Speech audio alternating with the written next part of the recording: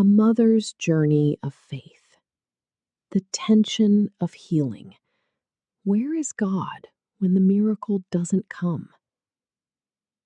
There is a profound and often painful tension that many of us walk in every single day. We read the Gospels and see Jesus healing the sick, giving sight to the blind, and making the lame walk. We hear the testimonies of instantaneous, miraculous healing. We know without a shadow of a doubt that God is the great physician and that He still heals today. But then we look at our own lives. We look at the chronic pain that wakes us up in the night. We look at the diagnosis that has not changed. We look at our beautiful children living with disabilities that make every day a monumental effort. And the question rises, unbidden, but deeply felt. Does the reality of instantaneous healing in the Bible contradict the reality of my life? Where is God in this chronic pain? Why does He heal some and not others? If you have ever asked these questions, please know this. You are not lacking in faith, and you are not alone. These are the honest, wrestling questions of a heart that loves God, but is hurting. The reality of the unhealed in Scripture. It is a common misconception that everyone in the Bible who encountered God was instantly healed. Consider the Apostle Paul. Here was a man who saw the resurrected Christ, who wrote much of the New Testament, and whose very shadow could bring healing to others. Yet Paul himself lived with a thorn in the flesh. He pleaded with the Lord 3 times to take it away. He had the faith. He had the relationship with God. But the healing did not come. Instead, God gave him an answer that has anchored suffering believers for centuries. My grace is sufficient for you, for my power is made perfect in weakness. Paul's unhealed state was not a sign of God's absence.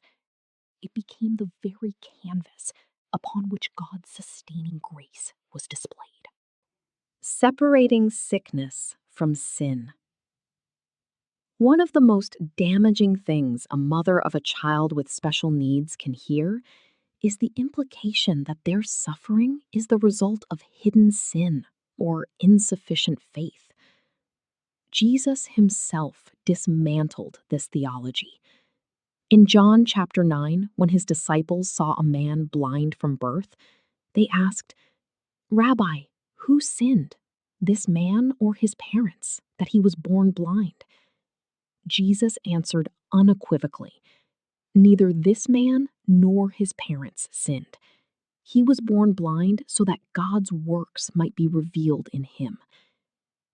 Jesus separated the condition of the body from the spiritual standing of the person. He removed the burden of blame. Your chronic pain or your child's disability is not a punishment. It is not a reflection of a flawed faith. The ministry of lament. When the miracle does not come, where do we go with our pain? The Bible offers us a profound gift, the ministry of lament. Lament is not a lack of faith. It is faith in its rawest, most honest form. God does not ask us to pretend that chronic pain is a blessing. He invites us to bring our grief, our confusion, and our physical agony directly to Him. A different kind of miracle.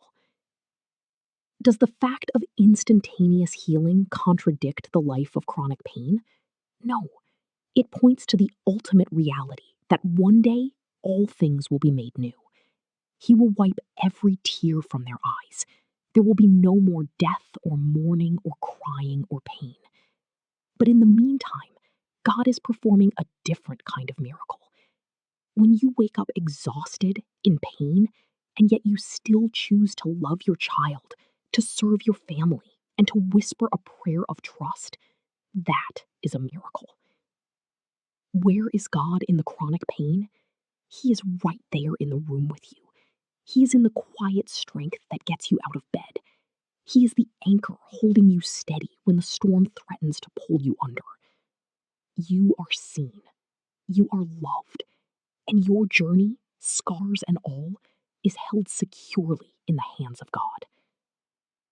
Read the full article at mothersfaith.xyz, written by Susanna Sunday. She is clothed with strength and dignity. Proverbs 31, verse 25. Copyright A Mother's Journey of Faith.